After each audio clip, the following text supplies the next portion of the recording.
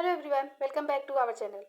UGC NET और JRF की preparation start करने से पहले आप लोगों को कुछ चीज़ें क्लियर होनी चाहिए, जिसमें से हम सबसे पहले बात करेंगे इसके एग्ज़ाम पैटर्न की। क्योंकि जब तक आपको ये नहीं पता होगा कि एग्ज़ाम में कितने क्वेश्चंस आएंगे, कितने मार्क्स होंगे, कितना टाइम मिलेगा और पेपर का स्ट्रक्चर क्या होगा, तब तक आपका प्रिपरेशन सही डायरेक्शन में नहीं हो सकता। बहुत सारे स्टूडेंट बिना एग्ज़ाम पैटर्न समझे ही बुक्स खरीद लेते हैं, नोट्स बनाना शुरू कर देते हैं और बाद में रियलाइज़ होता है कि उन्होंने गलत स्ट्रेटेजी फॉलो कर ली है।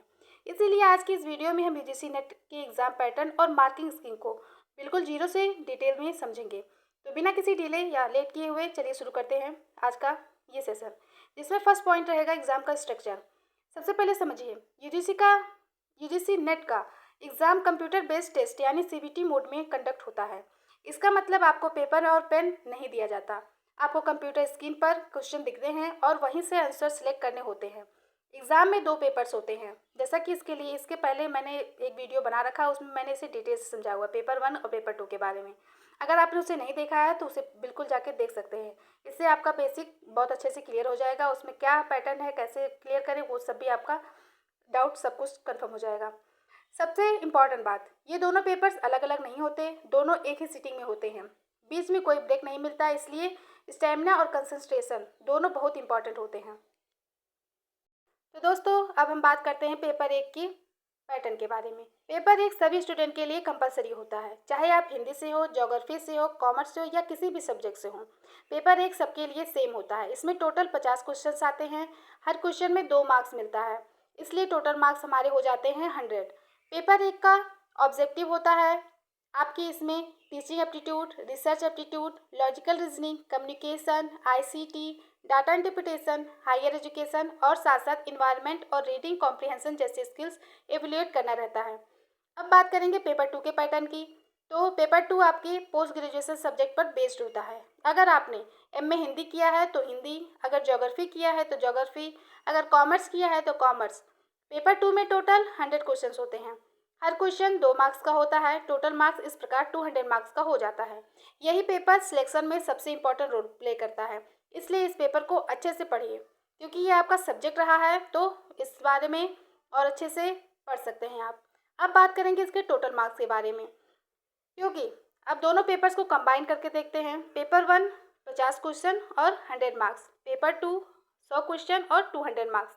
इस प्रकार टोटल कितना हो गया, तो 150 क्वेश्चंस हो जाते हैं और 300 मार्क्स हो जाता है, यानी आपका फाइनल स्कोर 300 मार्क्स का होता है। इसी स्कोर के बेसिस पे आपका कट ऑफ डिसाइड होता है। हम नेक्स्ट वीडियो कट ऑफ वाले पे बनाने वाले हैं, जिसमें हम देखेंगे कट ऑफ कैसे निकाला जाता है, इसलिए आप नेक्स्ट वीडियो को ज़रूर से ज़रूर देखिएगा। अब आते हैं अगले पार्ट पे, तो होता है नेगेटिव मार्किंग।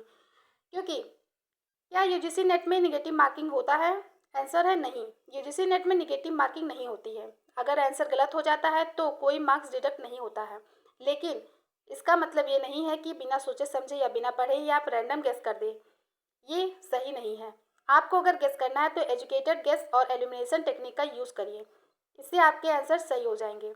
अब बात करेंगे इसके टाइम ड्यूरेशन का, क्योंकि एग्ज़ाम का टोटल ड्यूरेशन होता है 3 आवर यानी 180 मिनट का।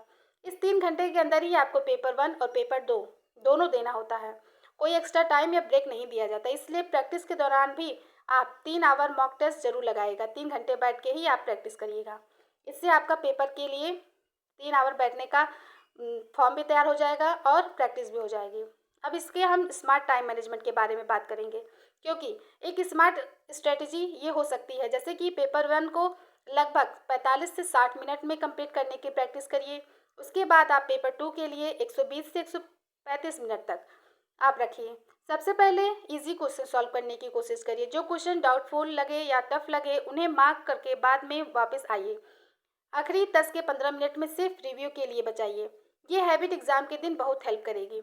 अब हम बात करेंगे जो लोग कॉमन मिस्टेक्स करते हैं, क्योंकि बिगनर अक्सर कॉमन मिस्टेक्स करते हैं। पहली मिस्टेक जो होता है वो एग्ज़ाम पैटर्न को इग्नोर कर देते हैं। वैसे ही दूसरी मिस्टेक की बात करें तो टाइम मैनेजमेंट की प्रैक्टिस नहीं करते वो। तीसरी मिस्टेक जो है वो सिर्फ थ्योरी पढ़ना और मॉक टेस्ट ना देना, क्योंकि थ्योरी पढ़ने से चीज़ें याद तो हो जाएंगे, बट मॉक टेस्ट अगर नहीं लगाएंगे तो प्रैक्टिस नहीं होगा, उससे हमारा मेन एग्ज़ाम में टेस्ट अच्छे से हम दे नहीं पाएंगे। इसी प्रकार हम चौथी मिस्टेक की बात करें तो पेपर 2 को कम इंपॉर्टेंस देना। पांचवी मिस्टेक से लास्ट वीक में नई बुक शुरू कर देना। क्योंकि लास्ट में आप नई बुक नहीं पढ़ सकते, उसे याद भी नहीं कर सकते, इसलिए जो अपने पुराना नोट्स बना रखा है वो आपके ज़्यादा हेल्पफुल लगेगा। उसे आप अच्छे से पढ़ के उससे आप क्लियर कर सकते हैं।